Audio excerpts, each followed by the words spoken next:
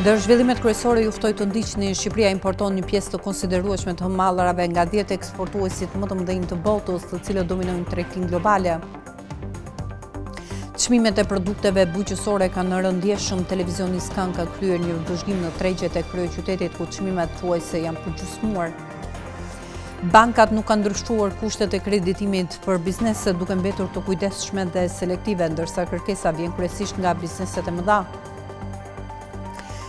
Don Bosco, Astiri dhe Bulevardi i Ri janë zonat me kthimin më të lartë të investimit nga Qiraja në Tiranë, me rendimente bruto që variojnë rreth 6 deri në 6.4%.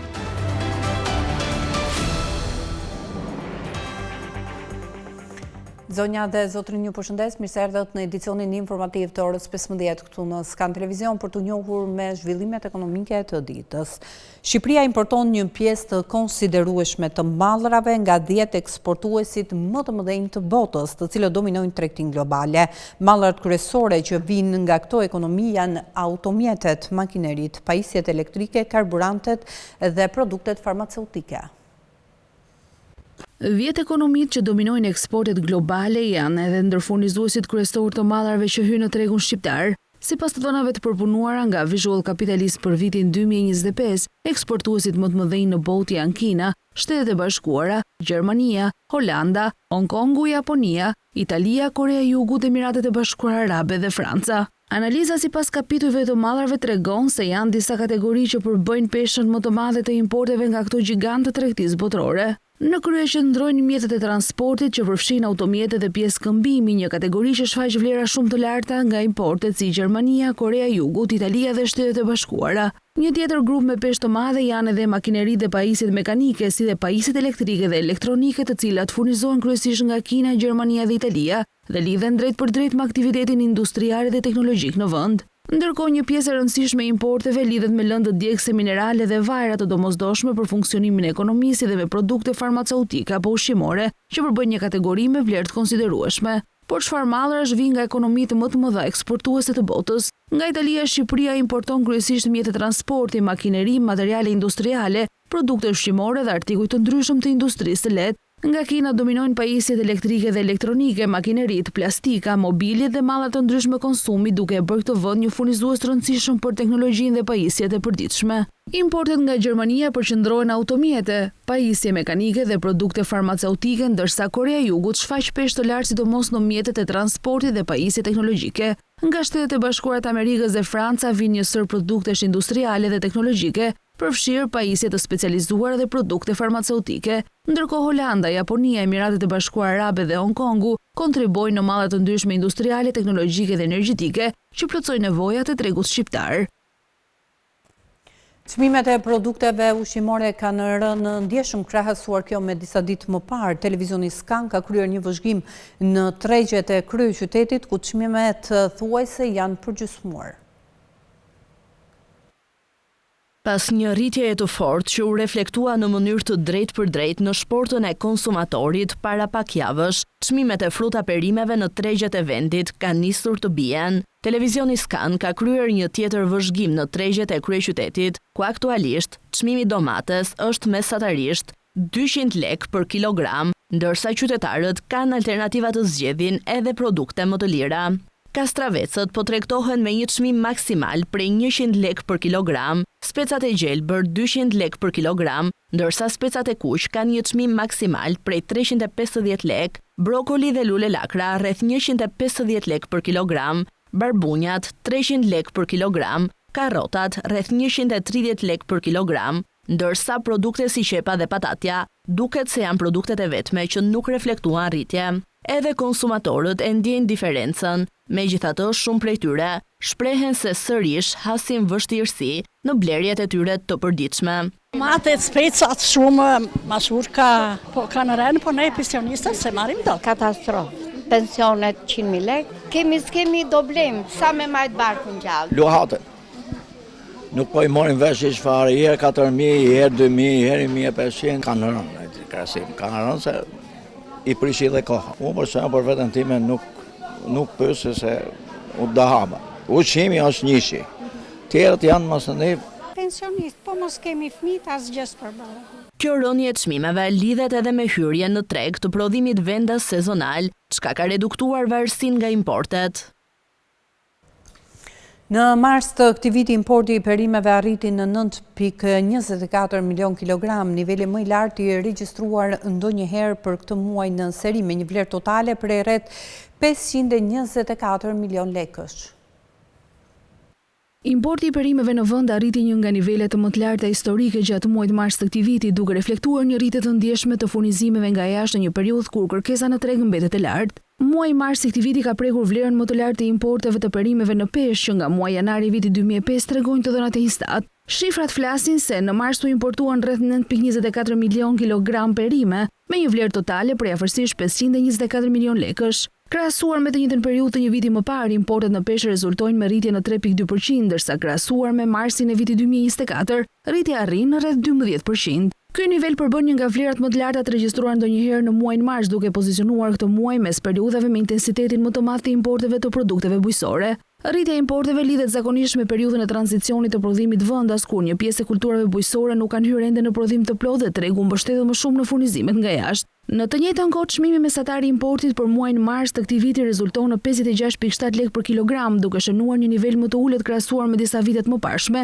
çka mund të ketë ndikuar në rritjen e volumit të produkteve të importuara. Të dhënat historike tregojnë se muajt e parë të vitit, veçanërisht shkurti dhe marsi, janë tradicionalisht ndër periudhat me nivelin më të lartë të importit të perimeve, pasi prodhimi vendas është ende në fazat e para të sezonit bujqësor.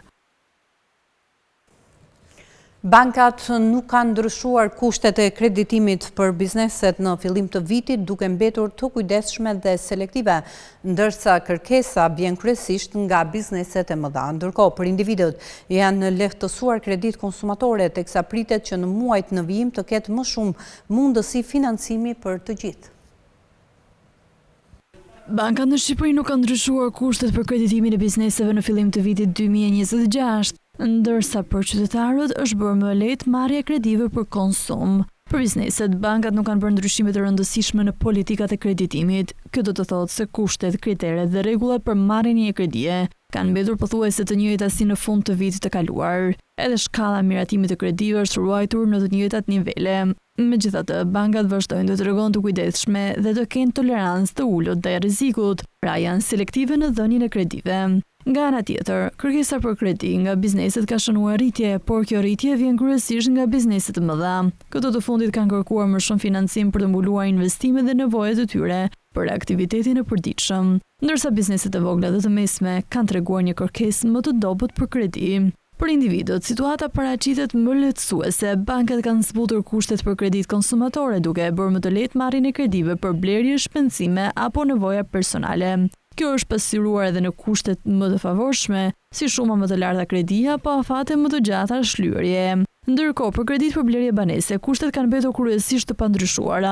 Se përket kërkesës së individëve, ajo ka qenë e përzier, ka pasur rritje të kërkesës për kredi konsumatore, ndërsa kërkesa për kredi për blerje banese ka rënë. Kjo lidhet kryesisht me disa vonesa në zbatimin e rregullave të reja dhe kufizimin e tregut në pasurive të paluajtshme. Po ashtu, bankat kanë raportuar një rënje të lehtë të miratimit të kredive për individët, kryesisht për shkak të historikut të kreditit dhe gjendjes financiare të aplikantëve. Në vijim, pritshmëritë janë më pozitive. Bankat planifikojnë të lehtësojnë më tej kushtet e kreditimit në tremujorin e dytë të vitit, sidomos për bizneset e vogla dhe të mesme, si dhe për individët, si në kredit konsumatore, ashtu edhe në ato për banesa. Në të njëjtën kohë, pritet që kërkesa për kredi të rritet si nga bizneset ashtu edhe nga qytetarët. Sistemi bankar mbetet i qëndrueshëm dhe konkurrues, ndërsa muajt në vijim pritet të sillin më shumë mundësi financimi për ekonominë dhe për qytetarët. Don Bosco, Astiri dhe Bulevardi i Ri janë ndër zonat me kthimin më të lartë të investimit nga qiraja në Tiranë, me rendimente bruto që variojnë nga 6 deri në 6.4%, ndërkohë zonat si Zhblloku kanë rendimentin më të ulët. Një ndër format e investimeve që shumë njerëz zgjedhin të bëjnë është edhe blerja e pronave për qira, duke marrë kështu një pjesë të parave të cilat kthejnë mbrapsht investimin. Ky kthim i investimit varet nga shumë faktorë, por kryesisht Shqipëria mbahet si një nga vendet ku kthimi i investimit mban nivele të larta, pasi krahasuar me Europën ka çmime më të ulta të banesave. Gjithsesi, kjo gjë ndikohet nga shumë faktorë, si lloji pronës, investimi i brendshëm i saj, si edhe vendodhja. Sipas të dhënave të Investropa, Don Bosco rezulton lagja me kthim më të lartë të investimit nga qiraja në Tiranë. rendimenti bruto i qeras arrin në 6.4%, që nënkupton përqindjen e të ardhurave vjetore nga qeraja në raport me çmimin e blerjes së pronës, pa përfshirë shpenzime si mirëmbajtja, taksat apo kostot e tjera operative. Menjëherë pas Don Boscos renditet Astiri, si një tjetër zonë me interes të lartë për investitorët, për shkak të balancës me çmimit të pronës dhe të ardhurave nga qeraja. Edhe Bulevardi i Ri paraqet potencial të mirë, duke u renditur në vendin e tretë për rendimentin e investimit, çka e bën një nga zonat më të kërkuara në zhvillim. Po ashtu Pazari i Ri spikat me një rendiment bruto rreth 6.3%, duke mbetur një zonë e preferuar për investime në prona të vogla dhe afat shkurtra. Në zonat bregdetare, Golemi ofron gjithashtu një kthim tërheqës prej 6.2%, ndërsa në lungëmarrje rendimenti bruto i qeras zakonisht qëndron në rreth 5.7%, indikuar nga sezonaliteti i turizmit. Ndërkohë për sa i përket lagjeve ku kthimi i investimit nga qeraja rezulton më i ulët, Blloku është një nga zonat që spikat në këtë kategori. Kjo lidhet kryesisht me faktin se çmimet e pronave në këtë zonë janë shumë të larta, ndërsa tregu i qerave nuk rritet në të njëjtin ritëm, duke krijuar kështu një raport më të ulët mes të ardhurave nga qeraja dhe vlerës së investimit. Megjithatë, kjo nuk do të thotë se Blloku nuk është një zonë tërheqëse për investime, por më tepër se rendimenti mesatar nga qeraja është më i ulët krahasuar me zonat të tjera të Tiranës. Duhet theksuar gjithashtu se këto do dhëna përfaqësojnë një mesatare të përgjithshme të tregut dhe mund të ndryshojnë ndjeshëm nga një pronë në tjetrën. Qytetarët shqiptar kanë paguar rreth 88 milion euro tatim mbi të ardhurat personale për gjatë muajit mars, që burojnë kryesisht nga pagat, por edhe nga qirat. Autoritetet e lidhin këtë rritje me efektet e formalizimit të ekonomisë dhe përmirësimin e administrimit tatimor, duke theksuar se është rritur deklarimi real i të ardhurave nga individët dhe bizneset. Qytetarët shqiptar kanë paguar rreth 8.8 miliard lekë apo 88 milion euro tatim mbi të ardhurat personale gjatë muajit mars 2026, të ardhura që burojnë kryesisht nga pagat, por edhe nga qirat afatgjata dhe ato përmes platformave si Airbnb dhe Booking. Sipas të dhënave zyrtare të Ministrisë së Financave, ky zë ka tejkaluar planin me 24%, duke konfirmuar një performancë pozitive të ardhurave buxhetore për këtë periudhë. Autoritetet e lidhin këtë rritje me efektet e formalizimit të ekonomisë dhe përmirësimin e administrimit tatimor, duke theksuar se është rritur deklarimi real i të ardhurave nga individët dhe bizneset. Sipas administratës tatimore, ky zhvillim përbën një hap konkret drejt reduktimit të informalitetit dhe rritjes së kontributeve. Një ndikim të rëndësishëm duket se kanë pasur edhe fushatat kundër informalitetit të ndërmarra gjatë vitit 2025, veçanërisht në drejtim të luftës ndaj nëndeklarimit të pagave. Kjo ka shtyrë sipërmarrjet të rrisi nivelin e deklarimit për pagat e punonjësve. Po ashtu vendosja e pagave të referencës në sektor si turizmi, ndërtimi dhe së fundmi shëndetësia, të konsideruar ndër më problematikët për informalitet, ka ndikuar në rritjen e pagave të deklaruara dhe përrjedhoi edhe të tatimit të paguar. Në rritjen e të ardhurave nga TAP ka ndikuar edhe rritja e pagave në administratën publike, gjatë 2 viteve të fundit, ku paga mesatare ka kaluar nivelin e 900 eurove, duke rritur automatikisht dhe detyrimet tatimore. Ndërkohë, një tjetër faktor është dhe zgjerimi i tregut të qirave, veçanërisht atyre afat-shkurtra të lidhur me zhvillimin e turizmit. Rritja e numrit të pronave të dhëna me qira përmes platformave online ka sjellë më shumë të ardhura për individët dhe si rrjedhoi më shumë tatim të paguar. Në totalin e të ardhurave nga TAP përfshihen dhe të ardhura nga interesa bankare, megjithatë pjesën më të madhe vijojnë ta zënë të ardhurat nga pagat. Shqipëria ka përparuar në përhapjen e internetit dhe përmirësimin e infrastrukturës digjitale, megjithatë vendi mbetet pas në aftësitë digjitale dhe në përdorimin e teknologjive të avancuara nga qytetarët dhe bizneset.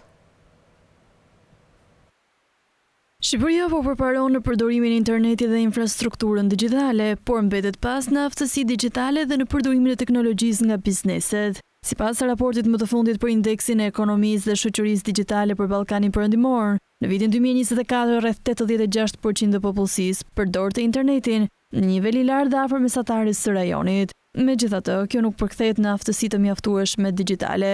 Vetëm 23% e qytetarëve kanë aftësi bazë digjitale, shumë më pak se mesatarja e rajonit dhe larg Bashkimit Evropian, ndërsa ata me aftësi mbi bazën janë vetëm rreth 8%. Edhe numri i specialistëve të teknologjisë mbetet i ulët. Nga ana tjetër, bizneset po tregojnë më shumë interes për trajnime, me rreth 22% të tyre që investojnë në aftësimin digjital të punonjësve. Në infrastrukturë, situata është më pozitive. 98% të familjeve kanë akses në internet, ndërsa përdorimi i linjave fikse me shpejtësi më të lartë është rritur ndjeshëm. Megjithatë, teknologjitë më të avancuara mbeten të kufizuara. Interneti ultra i shpejt mbi 1 gigabit për sekond përdoret nga një pjesë shumë e vogël e familjeve, dhe rrjeti 5G është ende në fazat e ershme, pavarësisht nisjes së shpërndarjes së frekuencave në fund të vitit 2024. Sa i përket bizneseve, rreth 41% e ndërmarrjeve të vogla dhe të mesme kanë arritur një nivel bazë digitalizimi, por kjo është ende më poshtë se mesatarja e rajonit dhe BE-s. Përdorimi i teknologjive të avancuara si cloud, analiza të dhënave dhe inteligjencë artificiale po rritet gradualisht, por mbetet i kufizuar. Vetëm 9% e bizneseve përdorin inteligjencë artificiale. Si përfundim, Shqipëria ka bërë përparim të dukshëm në përhapjen e internetit dhe investimet në infrastrukturë, por sfida kryesore mbetet rritja e aftësive digjitale të qytetarëve dhe përdorimi më i gjerë i teknologjisë nga bizneset. Draft strategjia sektoriale e transportit dhe plani i veprimit 2030 parashikon krijimin e një fondi të dedikuar për mirëmbajtjen e rrugëve që do të financohet përmes tarifave të përdoruesve. Fondi do të mbështetet në parimin përdoruesi paguan duke përfshirë tarifa rrugore dhe potencialisht edhe të ardhura nga infrastruktura e karikimit të mjeteve elektrike.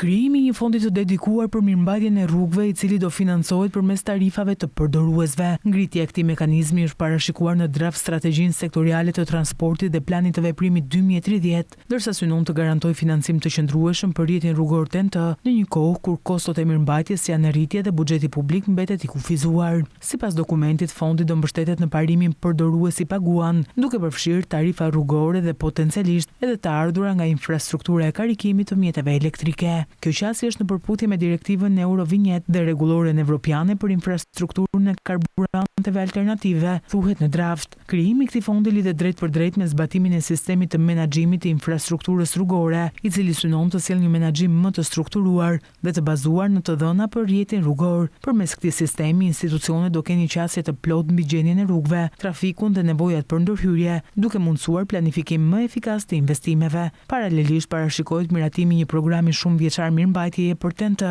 duke zbatuar kontrata mirëmbajtje të bazuara në performancë, si dhe reformimi i autoritetit rrugor shqiptar dhe rritja e kapaciteteve teknike për përdorimin dhe mirëmbajtjen e sistemit të menaxhimit të infrastrukturës rrugore. Sipas analizës kryer nga enti rregulatori i energjisë, edhe pse janë shënuar disa zhvillime pozitive, tregu i ditës në avans në Shqipëri ende nuk plotëson kushtet për të konsideruar plotësisht funksional në këtë drejtim. Një nga gjetjet kryesore lidhet me likuiditetin e tregut. Vlerësimi periodik i funksionimit të tregut të ditës në avans tregon se tregu shqiptar nuk është mjaftueshëm i zhvilluar për të prodhuar një çmim referencë të qëndrueshëm, duke pamundsuar konvertimin e kontratave ekzistuese të mbështetjes së prodhuesve të energjisë nga burime të rinovueshme në kontrata për diferencë. Sipas analizës së kryer nga enti rregulatori i energjisë, edhe pse janë shënuar disa zhvillime pozitive, tregu i ditës në avans në Shqipëri ende nuk plotëson kushtet për të konsideruar plotësisht funksional në këtë drejtim. Një nga gjetjet kryesore lidhet me likuiditetin e tregut. Faktori i qarkullimit në Alpex rezulton ndjeshëm i ulët krahasuar me tregjet e Bashkimit Evropian të përdorura si referencë, çka tregon një nivel më të kufizuar të aktivitetit tregtar në raport me madhësinë e tregut. Në të njëjtën kohë, diferenca mes ofertës dhe kërkesës, një tjetër tregues i rëndësishëm, rezulton më e lartë se në tregjet krahasuese, duke sinjalizuar vështirësi për të realizuar transaksione pa luhatje të ndjeshme çmimi. Megjithatë, dokumenti evidenton edhe disa zhvillime inkurajuese. Për më shumë se 10 muaj, tregu ka prodhuar një çmim të pandërprerë për çdo orë, ndërsa numri pjesëmarrësve konsiderohet i krahasueshëm me vendet e Bashkimit Evropian. Po ashtu, tregu i përbashkët Shqipëri-Kosovë ka funksionuar në mënyrë të integruar në mbi 99% të kohës, duke reflektuar një nivel të lartë bashkërendimi rajonal. Ky vlerësim nënkupton se tranzicioni drejt skemave më të avancuara, sikurse janë kontratat për diferencë, do kërkojë më tej rritje të likuiditetit, konkurrencës dhe thellësisë së tregut.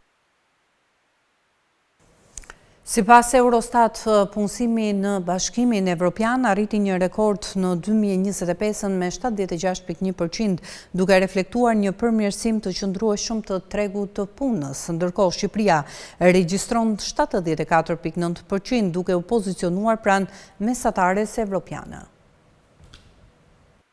Sipas të dhënave të publikuara nga Eurostat, tregu i punës në Bashkimin Evropian ka arritur një rekord të ri në vitin 2025. Plot 76.1% e popullsisë në moshë pune 20 deri në 64 vjeç rezulton e punësuar, niveli më i lartë që nga viti 2009 kur nisën matjet krahasuese. Krahasuar me një vit më parë, kjo përqindje është rritur me 0.3 pikë-përqindjeje, ndërsa në raport me vitin 2023 rritja arri në 0.8 pikë-përqindjeje, një sinjal i fortë i forcimit gradual të tregut të punës në Bashkimin Evropian. Ndërkohë, shkalla e punësimit në vend llogaritet në 74.9%, një nivel që afrohet me mesatarin evropian dhe që tregon për një potencial në rritje të tregut të punës. Kjo performancë sugjeron se Shqipëria po ecën në një trajektore pozitive, megjithëse mbetet ende në hapësirë për përmirësim. Në renditjen e vendeve anëtare, diferencat mbeten të dukshme. Malta kryeson me një normë punësimi prej 83.6%, e ndjekur nga Holanda me 83.4% dhe Çekia me 82.9%. Në anën tjetër të tabelës qëndrojnë Italia,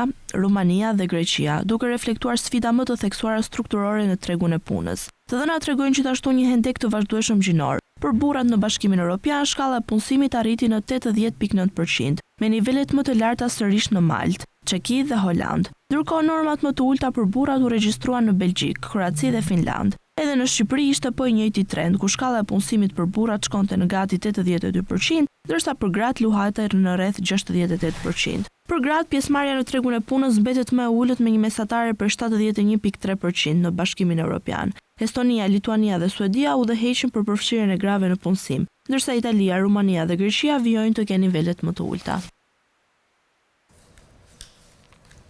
Personat me aftësi të kufizuara pritet të kenë më shumë mundësi për të përfshirë në tregun e punës në kuadër të planit kombëtar 2026-2030. Ekspertët vlerësojnë se punësimi i tyre ndikon drejt për së drejti në rritjen e vetvlerësimit dhe në forcimin e përfshirjes sociale. Integrimi në tregun e punës i personave me aftësi të kufizuara është një nga elementët më të rëndësishëm të planit kombëtar të veprimit 2026-2030, të nxjerrë për konsultim publik nga Ministria e Shëndetësisë dhe Mbrojtjes Sociale. Psikologja Anora Kroj thotë se ky është një hap i rëndësishëm, pasi i bën këta persona të ndihen të përfshirë dhe të barabartë. Shumë nga këta persona që kanë aftësi shumë të mira, thjesht duhet i zbulojmë. Kjo ndikon drejt për së drejti në mënyrën e vetvlerësimit dhe të identifikimit të këtij personi, sepse tashmë ai nuk e shikon veten nëpërmjet kufizimeve që ka, por përmes kontributit që jep në shoqëri, në punë, në familje. Përfshirja është shumë e rëndësishme sepse individi tashmë bën pjesë në një grup social, ka përfitime financiare dhe ndihet më i domosdoshëm për shoqërinë dhe më i dobishëm. Individët kur kufizohen dhe përjashtohen nga shoqëria, nga puna dhe janë komplet të izoluar nëpërmjet kufizimeve që ato kanë, kuptojmë diçka shumë të rëndësishme që ata nuk funksionojnë më. Kroj shprehet se këta individ përtej aftësive të tyre ndryshe, kur punojnë i japin maksimumin dhe ndikojnë edhe për një klimë më të mirë në vendin e punës. Zakonisht ata japin një atmosferë shumë pozitive dhe kjo nuk ndikon vetëm te personi me aftësi të kufizuar, por edhe tek të gjithë stafi që bëhet më bashkëpunues, më mirëkuptues. Kur ata përfshihen dhe ndihen pjesë potenciale shoqërisë, ata japin maksimumin e tyre dhe bëjnë më të mirën që mund ta bëjnë. Psikologja sugjeron institucionet dhe bizneset të angazhohen seriozisht dhe të rekrutojnë individ me aftësi të kufizuara. Kjo jo vetëm se është një kusht i Bashkimit Evropian, por sepse nevojat e tyre për të ndjerë të barabartë te i kalojnë rregullat.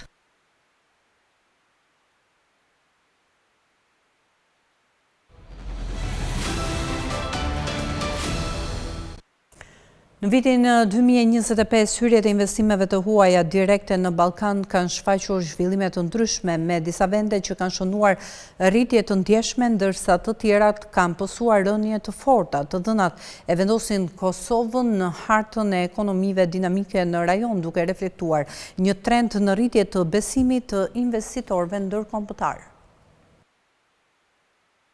Kosova po shënon një moment të rëndësishëm në zhvillimin ekonomik, duke u pozicionuar si lider në rajonin e Ballkanit për rritjen e investimeve të huaja direkte gjatë vitit 2025. Të dhënat më të fundit krahasuese me vitin 2024 tregon një trend të fuqishëm rritës që reflekton përmirësimin e klimës së biznesit, stabilitetin institucional dhe rritjen e besimit të investitorëve ndërkombëtar. Në vitin 2025, hyrjet e investimeve të huaja direkte në Ballkan kanë shfaqur zhvillime të ndryshme, me disa vende që kanë shënuar rritje të ndjeshme, ndërsa të tjera tjera kanë përsuar rënë të forta. Të dhënat e vendosin Kosovën në hartën e ekonomive dinamike në rajon, duke reflektuar një trend në rritje të besimit të investitorëve të huaj. Kosova rezulton të jetë lider në rajon për rritjen e investimeve me 30% dhe vlerë totale për 1.03 miliardë euro. Pastaj renditet Slovenia me 19% rritje dhe 1.44 miliardë euro, si dhe Malizi me 8% rritje dhe vlerë 531 milion euro. Ndërkohë disa nga ekonomitë më të mëdha të rajonit kanë pësuar rënje të theksuar. Serbia ka regjistruar një tkurrje prej 51% me investime që arrin në 2.27 miliardë euro, po ashtu Maqedonia e Veriut ka shënuar rënien më të madhe në përqindje me 61% me vetëm 468 milion euro investime. Edhe Kroacia ka regjistruar një rënje prej 37% në investime me vlerë 2.63 miliardë euro, ndërsa Bosnia dhe Hercegovina ka shënuar rënje 25% me investime 537 milion euro për periudhën janar-shtator 2025. Në të njëjtën kohë, Shqipëria ka ruajtur një rritje modeste prej 3%, duke arritur në 1.63 miliardë euro investime të huaja direkte.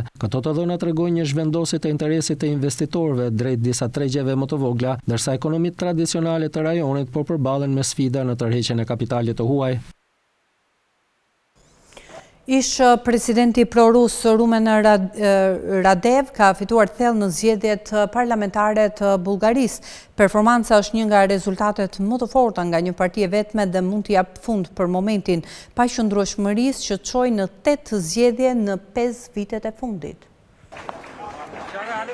Ish presidenti prorus Rumen Radev ka fituar thellë në zgjedhjet parlamentare të Bullgarisë, treguan rezultatet zyrtare, duke dhënë fund potencialisht viteve të qeverive të dobta të koalicionit dhe lënë më një anë forcat politike që dominonin prej kohësh. Performanca që tejkalon sondazhet e opinionit është një nga rezultatet më të forta nga një parti e vetme dhe mund të jap fund për momentin paqëndrueshmërisë që çoi në 8 zgjedhje në 5 vite.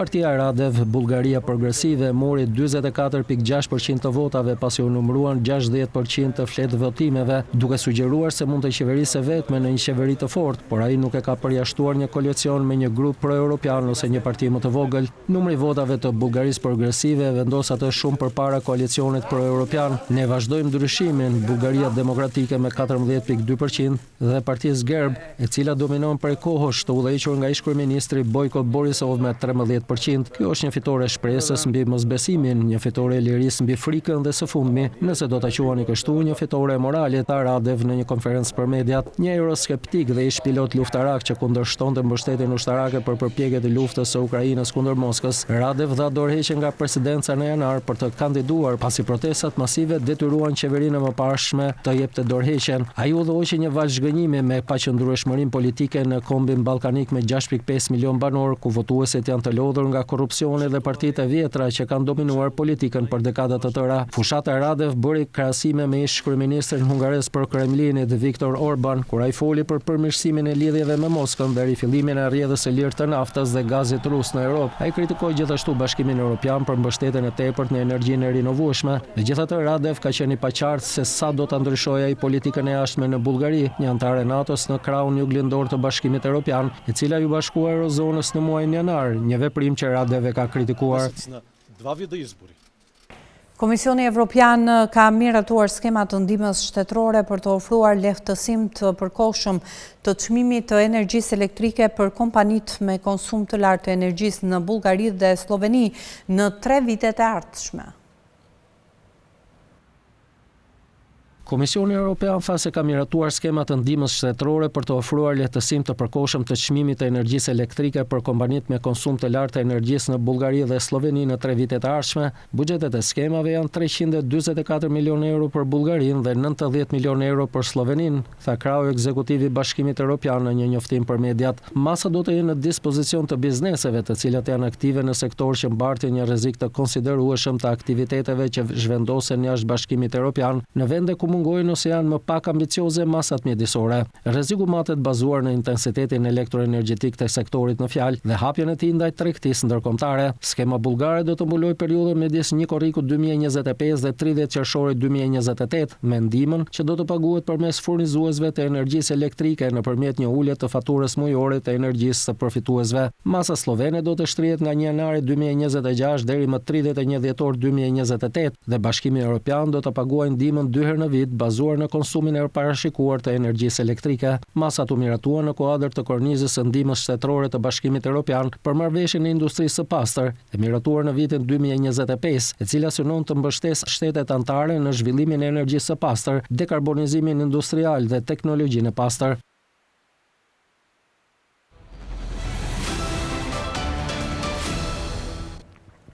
Do të ndalemi me zhvillimet nga bota. Bota në fakt ka humbur naftë bruto me vlerë mbi 50 miliard dollar që nuk është prodhuar që nga fillimi i luftës me Iranin gati 50 ditë më parë dhe pasojat e krizës do të ndihen për muajt dhe madje edhe vite në vijim. Kronika në vijim na njeh me efektet që ka ky zhvillim në ekonominë globale. Bota ka humbur naftë bruto me vlerë mbi 50 miliard dollar që nuk është prodhuar që nga fillimi i luftës me Iranin gati 50 ditë më parë dhe pasojat e krizës do të ndihen për muaj dhe madje edhe vitet që do të vinë. Sipas analistëve, që nga fillimi i krizës në fund të shkurtit më shumë se 500 milion fuqi naftë në ditë të papërpunuar dhe kondensat janë eliminuar nga tregu global, sipas të dhënave të Kepler, ndërprerja më e madhe e furnizimit me energji në historinë moderne. Thënë ndryshe, 500 milion fuqi naftë e humbur në treg janë ekuivalente me ndalimin e kërkesës për aviacion globalisht për 10 javë, asnjë udhëtim rrugor për asnjë automjet globalisht për 11 ditë, ose asnjë fuqi nafte për ekonominë globale për 5 ditë. Pothuajse një muaj kërkesë për naftë në Shtetet e Bashkuara ose më shumë se një muaj naftë për të gjithë Europën. Afërsisht 6 vite konsum karburanti për ushtrinë amerikane, bazuar në përdorimin vjetor prej rreth 80 milion fuqi nga viti fiskal 2021, karburanti mjaftueshëm për të drejtuar industrinë ndërkombëtare të transportit detar në botë për rreth 4 muaj. Vendet arabe të gjirit humbën rreth 8 milion fuqi në ditë të prodhimit të naftës bruto në mars, pothuajse ekuivalente me prodhimin e kombinuar të ExxonMobil dhe Chevron, dy nga kompanitë më të mëdha të naftës në botë. Eksportet e karburantit për avion nga Arabia Saudite, Katari, Emiratet e Bashkuara Arabe, Kuvaiti, Bahreini dhe Omani ranë nga rreth 19.6 milion fuqi në shkurt në vetëm 4.1 milion fuqi për marsin dhe prilin deri më tani të kombinuara. Humbja e eksporteve do të kishte qenë mjaftueshme për rreth 20.000 fluturime vajtëardhje midis aeroportit JFK të New Yorkut dhe Heathrow të Londrës, me çmimet e naftës bruto që mesatarisht arrin në rreth $100 për fuqi që nga fillimi i konfliktit. Këto vëllime të munguara përfaqësojnë afërsisht 50 miliard dollar të ardhura të munguara. Fushat më të mëdha të naftës bruto në Kuvajt dhe Irak mund të duan 4 deri në 5 muaj për t'u rikthyer në nivelet normale të operimit, duke zgjatur tërheqjet e stoqeve gjatë verës. Industria globale e energjisë së erës instaloi një rekord për 165 gigawatësh kapacitet të ri vitin e kaluar, 40% më shumë krahasuar me vitin 2024. Sipas një raporti të Këshillit Global të Energjisë së Erës, Kina ka kryesuar bindshëm në këtë sektor. Industria globale e energjisë së erës instaloi një rekord për 165 gigawatt kapacitet të ri vitin e kaluar, 40% më shumë se në vitin 2024 dhe kryesisht nxitur nga Kina, tha një raport nga Këshilli Global i Energjisë së Erës. Energjia e rinovueshme përbënte pothuajse gjysmën e kapacitetit total të energjisë elektrike në botë vitin e kaluar. Këtë vit çmimet e naftës dhe gazit janë rritur ndjeshëm për shkak të konfliktit në lindjen e mesme dhe vendet po kërkojnë alternativa për të përmbushur kërkesën në rritje për energji. Rritja e instalimit të kapacitetit të energjisë nga era u nxit nga kërkesa e fortë për energji të re nga era në tokë, e cila u rrit me 42% në 155.3 gigawatt, ndërsa energjia nga era në det të hapur u rrit me 18% në 9 gigawatt. Azia e udhëhequr nga Kina dhe India vuri në punë 131 gigawatt kapacitet të ri që përbënte 80% të totalit global. Kina përbënte pjesën më të madhe të kësaj duke shtuar një rekord për 120.5 gigawatt kapacitet të ri të energjisë nga era. Europa ishte rajoni dytë më i lartë për instalimet, duke vënë në punë 19 gigawatt kapacitet të ri. Shtetet e Bashkuara të Amerikës, pavarësisht retorikës anti-erë të administratës aktuale, shtuan gati 7 gigawatt energji nga era në tokë vitin e kaluar. Si rezultat i shtesave të reja, kapaciteti kumulativ global i energjisë nga era u rrit në gati 1.3 terawatt vitin e kaluar. Për të përmbushur një objektiv global për të trefishuar kapacitetin e energjisë së rinovueshme deri në fund të dekadës, Agjencia Ndërkombëtare e Energjisë së Rinovueshme ka thënë se duhet të instalohen 320 gigawatt kapacitet i ri i energjisë së erës çdo vit. Prandaj kapaciteti i ri i energjisë nga era duhet të dyfishohet çdo vit nga niveli aktual, por sipas politikave aktuale vlerësohet se pritet të shtohen gjithsej 969 gigawatt kapacitet i ri në të gjithë botën deri në vitin 2030, sipas të gjithë skenarëve që qëndrojnë afër objektivit të ngrohjes globale prej 1.5 gradë Celsius. Vëllimet e energjisë së erës duhet të pësojnë një zgjerim më të madh global në vitet e ardhshëm, nënvizon raporti. Në Itali, kriza e strehimit nuk shkaktohet nga mungesa e banesave, por nga një furnizim që po përpiqet të bëhet i disponueshëm. Sipas një analize të fundit, afërsisht 8 milion prona janë të pabanuara, ndërsa qirata fatshkurtra luhaten midis 500.000 dhe 600.000 njësive. Në Itali, kriza e strehimit nuk shkaktohet nga mungesa e banesave, por nga një furnizim që po përpiqet të bëhet i disponueshëm. Në këtë përfundim ka arritur një analizë e rrjetit Solo Afiti. Analiza nxjerr në pa një treg në të cilin nga afërsisht 4.3 milion shtëpi me qira, pothuajse 8 milion prona janë të zbrasta, ndërsa qirata fatshkurtra luhaten midis 500.000 dhe 600.000 njësive. Këto të dhëna tregojnë një paradoks të qartë. Stoku i banesave ekziston, por një pjesë e konsiderueshme mbetet e padisponueshme me një raport për afërsisht 1/3 shtëpi me qira. Ajo që po pengon furnizimin është kryesisht një çështje besimi. Sipas raportit, 86% e pronarëve përmendin mospagesën e qiras si shqetësimin e tyre kryesor dhe 62% kanë frikë nga procedurat e dobimit. Këta dy faktorë janë të lidhur ngushtë, nga njëra anë mospagesa dhe nga ana tjetër vështirësia në rifitimin e posedimit të pronës brenda një afati të caktuar kohor. Edhe pse të dhënat zyrtare sugjerojnë afërsisht 40.000 dobime çdo vit, fenomeni aktual është shumë i gjerë. Shumë raste zgjidhen para vendimit të gjykatës, por sërish rezultojnë në humbje financiare. Numri i dobimeve përfaqëson vetëm majën e icebergut të një problemi më të përhapur që përfshin pagesa të vonuara, marrëveshje të pjesshme dhe lirimin e pronave pa pagesë. Me kalimin e kohës është zhvilluar një kujtesë gjatë e vërtetë e dobimeve. Mbi 1.1 milion urdhra dobimi janë lëshuar që nga viti 2004 dhe rreth 2 milion që nga viti 1978. Ky fenomen i përhapur ka kontribuar në rrënjosjen e një perceptimi të lartë dhe të qëndrueshëm të rrezikut, duke ndikuar drejt për drejt në vendimet e pronarëve. Është në këtë kontekst që një pjesë gjithnjë në rritje e stokut të banesave mbetet jashtë tregut, jo për shkak të mungesës së kërkesës, por për shkak të një klime aktuale ekonomike që nuk ofron siguri të mjaftueshme për qiramarrësit. Kemi mbërritur në fund të këtij edicioni informativ. Të tjera zhvillime gjeni duke e klikuar në faqen tonë të internetit skantv.al, ku mund të gjeni gjithçka mbi ekonominë, bankat, sigurimet, tregjet financiare e të tjerë.